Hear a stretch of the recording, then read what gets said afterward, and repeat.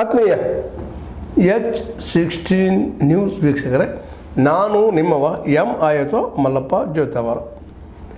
ಮಹೇಶ್ ಜೋಶಿ ಇಷ್ಟಂತ ಸಾಗರಿ ನಿಮಗೆ ಸಡನ್ನಾಗಿ ಹೌದು ಕನ್ನಡ ಸಾಹಿತ್ಯ ಪರಿಷತ್ತಿನ ಅಧ್ಯಕ್ಷರು, ಜೊತೆಗೆ ತಾವೊಬ್ಬರು ಉಳಿಬೇಕು, ಉಳಿದವರು ತಮ್ಮ ಕೈಯಲ್ಲಿ ಅಡಿಯಾಳ ಆಗಿರಬೇಕು ಅನ್ನೋಂಥ ಮನೋಭಾವದ ಮನೋವೃತ್ತಿಯ ವ್ಯಕ್ತಿ ಅಂತ ಈಗಾಗಲೇ ಬಿಂಬನೆ ಆಗಿರೋ ಸಾಹಿತಿಗಳಲ್ಲೇ. ಆದರೂ ಇಷ್ಟರಲ್ಲೇ ಇನ್ನೂ ಜೋರ್ದಾರಂಥ ವಿರೋಧ ಇವ್ರ ವಿರುದ್ಧವಾಗಿ ಆಗಬೇಕಾಗಿತ್ತೇನೋ. ಯಾಕಂದರೆ ಜಿಲ್ಲಾ ಮಟ್ಟದ ಅಧ್ಯಕ್ಷ ಸಹಿತ ಇವರು ನೇಮಕ ಮಾಡೋರು, ತಾಲೂಕು ಮಟ್ಟದ ಇವರೇ ಮಾಡೋರು, ಮತ್ತು ಸ್ವತಃ ನಾಳೆ ನಾವಪ್ಪ ನಮ್ಮ ಅಧ್ಯಕ್ಷ ಸ್ಥಾನ ಆಯ್ಕೆ ಮಾಡ್ಕೊಳ್ತೀವಿ ಅಂತೇಳಿ ತಿದ್ದುಪಡಿ ತಂದ್ರೆ ಬಾಯ್ಲಾಕ ಯಾರು ಕೇಳೋರಿದ್ದಾರೆ ಅಂತೇಳಿ ಈಗಾಗಲೇ ಸಾಹಿತಿಗಳೆಲ್ಲ ಮಾತಾಡ್ತಾ ಇದ್ದಾರೆ, ಅಲ್ಲಲ್ಲೇ ಮಾತಾಡ್ತಾ ಇದ್ದಾರೆ. ಅದರಲ್ಲೂ ವಿಶೇಷವಾಗಿ ಕನ್ನಡ ನಾಡು ನುಡಿ ಜಾಗೃತಿ ಸಮಿತಿ ಅಂತ ಒಂದು ಮಾಡ್ಕೊಂಡಿದ್ದಾರೆ. ಈ ಮಾಡಿಕೊಂಡು ಇದೇ 17ಕ್ಕೆ ಮಂಡ್ಯದಲ್ಲಿ ಮೈಸೂರು ವಿಭಾಗದ ಜನಾಂದೋಲನ, ಜನರಿಂದ ಆಂದೋಲನ, ಹೌದು ಜನಾಂದೋಲನ ಮಾಡಲಿಕ್ಕೆ ಹೊರಟಿದ್ದೀರಿ, ಭಾಳ ಸಂತೋಷ ವಿಷಯ. ಈ ಮಹೇಶ್ ಜೋಶಿ ಅಂತ ವ್ಯಕ್ತಿಯನ್ನು ಮೊದಲು ನೀವು ಆಯ್ಕೆ ಮಾಡಿದ್ದು ತಪ್ಪು ಅನ್ನೋದು ನಾವಿಲ್ಲಿ ಗಮನಿಸಿ ನಿಮಗೆ ಒತ್ತು ಕೊಟ್ಟು ಹೇಳಬೇಕಾಗಿದೆ. ಯಾಕಂದ್ರೆ ಪಾಪ ವ್ಯಾಪಾರಿ ವರ್ಗದಿಂದ ಬಂದಂಥವರು ಅಥವಾ ಮತ್ತೇನು ಇದ್ದಾರೆ ಅವರು, ಇಲ್ಲಿ ಅವ್ರೇನಪ್ಪ ದೊಡ್ಡ ಸಾಹಿತ್ಯನೂ ಅಲ್ಲ, ಸಾಹಿತ್ಯ ಬಗ್ಗೆ ಅಭ್ಯಾಸಕರು ಅಲ್ಲ, ಇಂಥವ್ರು ಅನೇಕ ಬಂದು ಹೋಗಿದ್ದಾರೆ. ಆ ಮಾತ್ರ ಇಲ್ಲಿವರೆಗೆ ಇಲ್ಲಿವರೆಗೆ ಅನೇಕ ಅಧಿಕಾರಿಗಳು ಸಹಿತ ಬಂದು ಹೋಗಿದ್ದಾರೆ. ಅಧಿಕಾರಿಗಳು ಸಹಿತ ತಮ್ಮ ಅನುಕೂಲಕ್ಕಾಗಿ ಏನೋ ಒಂದೆರಡು ಪುಸ್ತಕಗಳನ್ನ ಬರೋದು ಏನೋ ಮಾಡಿ ಅವು ಯಾರು ಓದಲಾರ್ದ ಪುಸ್ತಕ ಓದೋರಿಗೆ ಬಿಟ್ಟು ವಿಷಯ ಅಂಥವ್ರಲ್ಲ ಇಲ್ಲ ಅಧ್ಯಕ್ಷ ಆಗಿ ಈ ಸಾಹಿತ್ಯ ಏನು ಪರಿಷತ್ತದ ಸಾಹಿತ್ಯ ಪರಿಷತ್ ಒಂದು ವ್ಯಾಪಾರಿಕ ಕೇಂದ್ರ ಆಗಿ ಮಾಡ್ಕೊಳ್ಳೋ ಎಲ್ಲ ಪ್ರಯತ್ನ ನಡೆದಿದ್ದಾವೆ.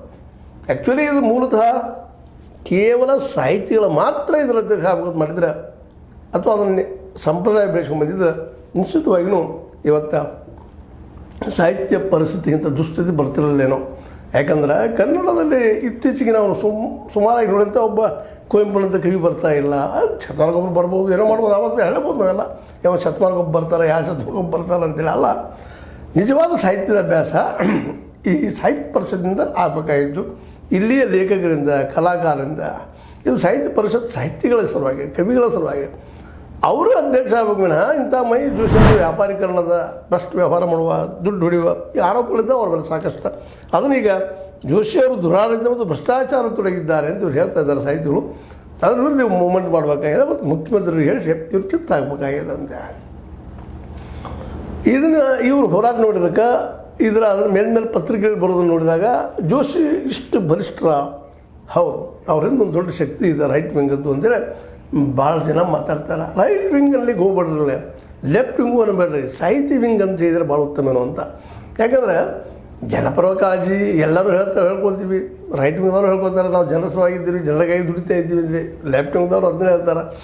ಆದರೆ ಇವ್ರನ್ನ ಆಳದ ಬಂದ ನಂತರ ಅವ್ರು ಏನಾಗ್ತಾರೆ ಅನ್ನೋದು ಭಾಳ ಮಹತ್ವದ. ಹಾಗೆ ಮಹೇಶ್ ಜೋಶಿಗೆ ಬಂದ ಮೇಲೆ ಏನೇನು ಮಾಡಿದರು ಅಂತ ಈಗಾಗಲೇ 2 ಸಲ ಅದಕ್ಕೆ ಬಯಲಾಗಿ ತಿದ್ದುಪಡಿತಿದ್ದಾರೆ. ಈಗ 3ನೇ ಸಲ ಒಂದು ಮಾಡಿಬಿಟ್ನಪ್ಪ ಅಂದ್ರೆ ನನ್ನನ್ನು ಯಾರೂ ಅಲ್ಲಾಡಿಸೋದಿಲ್ಲ ಅಂತ ಅವರು ಫಿಕ್ಸ್ ಮಾಡಿಕೊಂಡು ಆ ದಿಶೆಯಲ್ಲಿ ಏನೋ ಒಂದು ಮೀಟಿಂಗ್ ಮಾಡಲಿಕ್ಕೆ ನೋಡಿದರು. ಆ ಮೀಟಿಂಗನ್ನು ಇವರೆಲ್ಲ ರದ್ದು ಮಾಡಿಸ್ಲಿಕ್ಕೆ ಹೆಚ್ಚಿದ್ರು. ಇವರು ಎಲ್ಲ ಇದ್ದಿದ್ದಾರೆ, ಇವತ್ತಿಲ್ಲಲ್ಲ, ಇಲ್ಲ ಅಂತಲ್ಲ. ಯಾಕಂದ್ರೆ ನಿಜವಾಗಿಯೂ ಸಾಹಿತಿ ಅನ್ಯಾಯವನ್ನು ಪ್ರತಿಭಟಿಸಬೇಕಾಗಿದ್ದು ಮೊದಲೇ ಕೆಲಸ. ಹೌದು ಮೊದಲೇನೋ ಇತ್ತು, ರಾಜರ ಒಂದು ಆಶ್ರಯದಲ್ಲೇ ಮತ್ತಾರ್ದು ಆಶ್ರಯದಲ್ಲೇ ಇರ್ತಿದ್ರು ಸಾಹಿತಿಗಳು.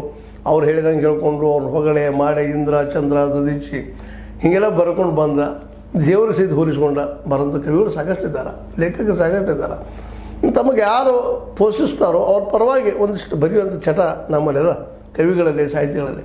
ಇತ್ತೀಚಿನ ದಿನದಲ್ಲಿ ಒಂದಿಷ್ಟು ಪ್ರತಿಭಟನಾರ್ಥವಾಗಿ ಅದು ವಿರೋಧ ಪಂಪ್ ನಡೆಯೋದು ಇಲ್ಲಂತಲ್ಲ, ಆದರೆ ಶಾಲೆ ಕಲ್ಲಾಗಿ ಬಿಡುವಂಥ ಪರಿಸ್ಥಿತಿ. ಆದರೆ ಎಷ್ಟು ಮಟ್ಟಿಗೆ ಪೆಟ್ಟು ಹತ್ತೋದೋ ಗೊತ್ತಿಲ್ಲ, ಬಟ್ ಇಂಥವೆಲ್ಲ ಆಗ್ತಾ ಬಂದಿದ್ವು ಅಂತ.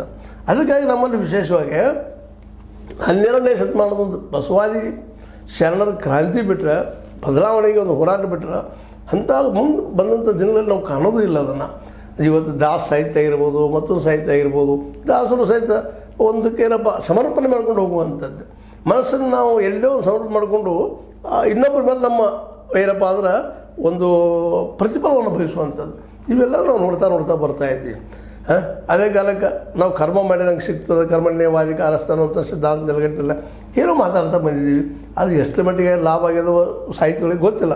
ಆದರೆ ಒಂದು ಮಾತ್ರ ಸತ್ಯ, ಈ ಎಲ್ಲ ಇತಿಹಾಸವನ್ನು ಸಹಜವಾಗಿ ಗಮನಿಸ್ಕೊಂಡು ಬಂದಾಗ ಇವತ್ತು ಅನ್ನಿಸ್ತಾ ಇದೆ ನಮ್ಮಲ್ಲಿ ಯಾಕೆ ಓದು ಪ್ರವೃತ್ತಿ ಬೆಳೀತಾ ಇಲ್ಲ ಅನ್ನೋ ಸಹಿತ ಇವತ್ತು ನಾವು ವಿಚಾರ ಮಾಡಬೇಕಾಗಿದೆ ಅಂತ. ಯಾಕಂದ್ರೆ ಸಾಹಿತಿಗಳು ಉಳಿಬೇಕಾಗಿದ್ದು, ಬೆಳಿಬೇಕಾಗಿದ್ದು, ಜೀವಿಸಬೇಕಾಗಿದ್ದು ಕೊಂಡು ಓದುಗರಿಂದ. ಯಾಕಂದ್ರೆ ಜನರಿಂದ ಏನು ಇವರು ಸಾಹಿತಿಗಳು ಬೆಳೆದು ಬರ್ತಾರೆ, ಸಾಹಿತಿಗಳು ಜನರಿಗಾಗಿ ಏನು ಬರೀತಾರೆ, ಜನರ ಪರಿವರ್ತನೆಗಾಗಿ ಏನು ಬರೀತಾರೆ ಅಂದ್ಕೊಂಡು ಓದುವಂಥ ಶಕ್ತಿನೂ ನಮ್ಮಲ್ಲಿ ಬರಬೇಕಾಗಿತ್ತು. ಅದಕ್ಕೆ 2-3 ಕಾರಣಗಳಿದ್ದಾವೆ. ಆಮೇಲೆ ಬೇರೆ ಮಧ್ಯದಾಗೆ ನಾವು ಎಲ್ಲರಿಗೂ ಶಿಕ್ಷಣ ಕೊಟ್ಟಿಲ್ಲ ಇಲ್ಲಿವರೆಗೆ. ಕೆಲವು ಜನ ಬುದ್ಧಿವಂತರು ತಮ್ಮ ಮಕ್ಕಳನ್ನ ಬೆಳೆಸ್ಕೊಂಡು ಹೋಗ್ತಾ ಇರ್ತಾರೆ, ತಮ್ಮ ಮಕ್ಕಳು ಫಾರಿನ್ ಕಳಿಸೋರು ಎಲ್ಲೋ ಕಳಿಸೋರು ಹೋಗ್ತಾರೆ. ಇನ್ನು ಬಹುಸಂಖ್ಯೆ ಆದರು ಮ್ಯಾಕ್ಸಿಮಮ್ ಜನ ಪಾಪ ಅಂದಂದು ದುಡ್ಡು ಅಂದಂದು ಊಟ ಮಾಡೋಂಥ ಜನ ಅವ್ರು ಶಾಲೆ ಕಳಿಸೋದು ಕಷ್ಟ, ಶಿಕ್ಷಣ ಕೊಡಿಸೋದು ಕಷ್ಟ. ಮತ್ತು ಸಾಹಿತ್ಯ ಆಗಪ್ಪ ಮತ್ತೇನೋ ಅಂದ್ರೆ ವಿಜ್ಞಾನಿಗಳಿಂದ ದೂರದ ಮಾತು. ಯಾಕಂದ್ರೆ ಸಾಹಿತ್ಯ ಆಗ್ಬೋದೇನೋ ಒಂದಿಷ್ಟು SLCನೋ PUCನೋ ಅಥವಾ ಡಿಗ್ರಿ ಆದಾಗೋ ಏನೋ ಆಗ್ಬೋದು, ಬಟ್ ವಿಜ್ಞಾನಿ ಆಗಪ್ಪ ಮತ್ತೇನಾಗಂದ್ರೆ ಆಗಲಾರ್ದು ಹೋಗೋದಕ್ಕೆ ಇರೋ ಕಾರಣ. ಆದರೆ ನಾವು ನೋಡಬೇಕಾಗಿದ್ದು ಸಾಹಿತಿಗಳು. ನಿಜವಾಗಿ ಸಾಹಿತಿಗಳು ಇಷ್ಟೆಲ್ಲ ಮಹೇಶ್ ಜೋಶಿ ಅವ್ರನ್ನ ಎಂದೋ ಗುರ್ತಾ ಹೇಳೋದು, ಅವ್ರನ್ನ ಕಿತ್ತಾಗಬೇಕಾಗಿತ್ತು ಆ ಸ್ಥಾನದಿಂದ. ಈಗ ಎರಡು ಸಲ ಬಾಯ್ಲಾನ ತಿದ್ದಿದ್ದಾರೆ ಅವರು. ಆಗ ಎಚ್ಚರಗೊಳ್ಳಿಲ್ಲ ನಮ್ಮ ಸಾಹಿತಿಗಳು, ಈಗ ಎಚ್ಚರಗೊಂಡಿದ್ದಾರೆ, ಭಾಳ ಸಂತೋಷ. ಆದರೆ ಅವರು ಇವತ್ತು ಪ್ರತಿಭಟನೆ ಮಾಡ್ತಾಯಿದ್ದಾರೆ. ಅದಕ್ಕೆ ನಮ್ಮ ದೇವನೂರು ಮಹಾದೇವನಂಥ ಲೇಖಕರು ಸಹ ಸಪೋರ್ಟ್ ಮಾಡ್ತಾ ಇದ್ದಾರೆ.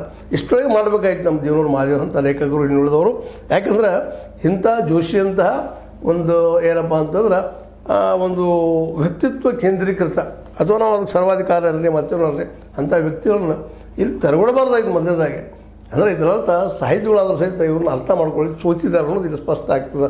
ಅದಕ್ಕೆ ಸಾಹಿತಿಗಳಾದಂಥವರು ಕೇವಲ ತಮ್ಮ ಕಲ್ಪನಾ ಲೋಕ ಇರೋಕ್ಕಿಂತ ವಾಸ್ತವವಾಗಿ ಏನೇನು ನಡೆದಪ್ಪ ನಮ್ಮ ಸುತ್ತಮುತ್ತ ತಮ್ಮ ಕೃತಿ ಬರೆದಿದ್ದಾಗ ತಮ್ಮ ಕೃತಿ ಪಬ್ಲಿಷ್ ಮಾಡಿ ಏನೋ ನೋಡ್ರಿ, ಒಬ್ಬ ಕವಿ ಸಾಲಾಗಿಲ್ಲ ಮಾಡಿ ಏನೋ ಒಬ್ಬ ಒಂದು ಲೇಖನ ಗುಚ್ಚನ್ನು ಅಥವಾ ಕಾವ್ಯಗಳ ಗುಚ್ಚನ್ನಿಟ್ಟು ಪುಸ್ತಕ ಮಾಡಿದರೆ ಇವತ್ತು ಎಷ್ಟು ಜನ ಪುಸ್ತಕಗಳನ್ನ ತಯಾರು ಮಾಡಿ ಅದನ್ನು ಪುಸ್ತಕ ಹಂಚುವಂಥ ಮಾರುವಂಥ ಶಕ್ತಿ ನಮ್ಮ ಕವಿಗಳಲ್ಲದ ಅನ್ನೋ ಪರೀಕ್ಷೆ ಮಾಡೋಕೆ ಹೋಗಬೇಕಾಗಿದೆ. ಇಂಥ ಪ್ರಸಂಗದಲ್ಲೇ ಕನ್ನಡ ಸಾಹಿತ್ಯ ಪರಿಷತ್ತು ಯೋಗ್ಯ ಕವಿಗಳನ್ನು, ಯೋಗ್ಯ ಸಾಹಿತಿಗಳನ್ನು ಗುರುತ ಮಾಡಿ ಅವ್ರಿಗೊಂದು ಬರ್ಸುವಂಥದ್ದು ವ್ಯವಸ್ಥೆ ಮಾಡಿ, ಅವ್ರಿಗೆ ಆರ್ಥಿಕ ವ್ಯವಸ್ಥೆ ಅವ್ರು ಬದುಕೋದಕ್ಕೊಂದು ವ್ಯವಸ್ಥೆ ಮಾಡಿಕೊಳ್ಳುವಂಥದ್ದು, ಅವ್ರು ಬರೋದು ಪುಸ್ತಕಕ್ಕೆ ಒಂದು ಬೆಲೆ ಸರ್ಕಾರದಿಂದ ಕೊಡಿಸುವಂಥ ಕೆಲಸವನ್ನು ನಮ್ಮ ಜೋಶಿ ಅಂತ ಅವ್ರು ಮಾಡಬೇಕಾಗಿತ್ತು. ಅದನ್ನು ಎಷ್ಟು ಮಟ್ಟಿಗೆ ಮಾಡಿದ್ದಾರೆ ಈಗ ಸಾಹಿತಿಗಳು ಉತ್ತರ ಹೇಳಬೇಕಾದಾಗ. ಆದರೂ ಇವತ್ತು ಜಾಗೃತರಾಗಿದ್ದಾರೆ. ಅವೇ ಡಿಕ್ಟೇಟರ್ ಇದ್ದಾರಪ್ಪ ಇವನು ವ್ಯಕ್ತಿ, ಇವ ಬಯಲಾಬದ್ಧ ಮಾಡ್ಕೊಂಡು ತನಗೆ ಬೇಕಂತ ಮಾಡ್ಕೊಳ್ಳೋದು ಅಂತ ಈಗಾದರೂ ಅರ್ಥ ಆಗಿದೆ. ಈಗಾದರೂ ಒಂದು ಒಕ್ಕಟ್ಟಿನಿಂದ ಹೊರ ಮಾಡಿ ಮಹೇಶ್ ಜೋಶಿ ಅವರನ್ನು ಮನೆ ಕಳಿಸ್ಬೇಕಾಗಿದೆ. ಜೊತೆಗೆ ನಮ್ಮ ದೇವರ ಮಹಾದೇವಂತರಾಗಿರ್ಬೋದು, ಇನ್ನೂ ಅನೇಕ ಸಾಹಿತಿಗಳಿದ್ದಾರೆ, ಅವರೆಲ್ಲರೂ ಇದನ್ನು ವಿರೋಧಿಸಬೇಕಾಗಿದೆ ಮತ್ತು ವಿರೋಧ ಶುರು ಆಗ್ಯದ. ಅದರಲ್ಲೂ ಒಂದು ಸಂತೋಷ ಪಡುವಂಥ ವಿಷಯ. ಏನೂ ಆಗಲಿ ಮಹೇಶ್ ಜೋಶಿ ಅಂತ ಇನ್ನು ಮುಂದೆ ಆದರೂ ಅಧಿಕಾರಿಗಳಾಗಿರ್ಬೋದು, ವ್ಯಾಪಾರಿ ವರ್ಗದವರಾಗಿರ್ಬೋದು, ಇನ್ನುಳಿದು ಯಾರೇ ಆಗಿರೋದು ಯಾವುದೋ ಕ್ಷೇತ್ರದ ಅವ್ರಿಗೆ ಬರ್ದಂಗೆ ನೋಡುವಂಥ ಕೆಲಸ ಇವತ್ತಿನ ಸಾಹಿತಿಗಳದಾಗ್ಯದ. ನಿಜವಾದ ಸಾಹಿತ್ಯ ಯಾರ, ನಿಜವಾದ ಕವಿ ಯಾರ, ಅವ್ರಿಗೆ ಅಧ್ಯಕ್ಷ ಮಾಡಿದರೆ ಇಂಥ ಏನಪ್ಪ ಅಂದ್ರೆ ವ್ಯವಸ್ಥೆಗಳು ಬರಲಿಕ್ಕಿಲ್ಲ ಅನ್ನೋದು ಒಂದು ಸಾಮಾನ್ಯ ನಂಬಿಕೆ. ಇದು ನೀವು ನಿಂತಿರಿ ಸಾಹಿತಿಗಳ ಸರಿನ ತಪ್ಪ ನಾವು ಮಾತಾಡಿದ್ವಿ, ತಪ್ಪಲ್ಲಿ ಸರಿ ಅನ್ರಿ ಏನಾದರೂ ಅನ್ರಿ. ಆದರೆ ಮಹೇಶ್ ಜೋಶಿ ಬದಲಾವಣೆಗೆ ಎಲ್ಲರೂ ಒಗ್ಗಟ್ಟಿನಿಂದ ಪ್ರಯತ್ನ ಮಾಡಿರಿ. ಇಂಥವ್ರು ಮತ್ತೆ ಬರ್ದಂಗೆ ನೋಡ್ಕೊಳ್ರಿ. ಕೇವಲ ಇವರೊಬ್ಬರಂತಲ್ಲ, ಇಂಥ ಮನೋವೃತ್ತಿಯ ಯಾವುದೇ ವ್ಯಕ್ತಿ ಬರ್ದಂಗೆ, ಅದರಲ್ಲೂ ಸಾಹಿತ್ಯಕ್ಕೆ ಸಂಬಂಧ ಇರುವಂಥ ವ್ಯಕ್ತಿಗಳು, ವ್ಯಾಪಾರೀಕರಣಗೊಳಿಸುವಂಥ ವ್ಯಕ್ತಿಗಳು ಬರದೇ ಇದ್ದರೆ ಭಾಳ ಒಳ್ಳೆಯದು. ಇದನ್ನು ನೀವು ಲೈಕ್ ಮಾಡಿ, ಶೇರ್ ಮಾಡಿ, ಕಾಮೆಂಟ್ ಮಾಡಿ, ಸಬ್ಸ್ಕ್ರೈಬ್ ಮಾಡಿರಿ ಅಂತ ಹೇಳ್ತಾ S16 ನ್ಯೂಸ್ ಅರ್ಥ ಸೀತಾರಾಮ ಸತ್ಯಕ್ಕೆ ವಂದನೆಗಳು.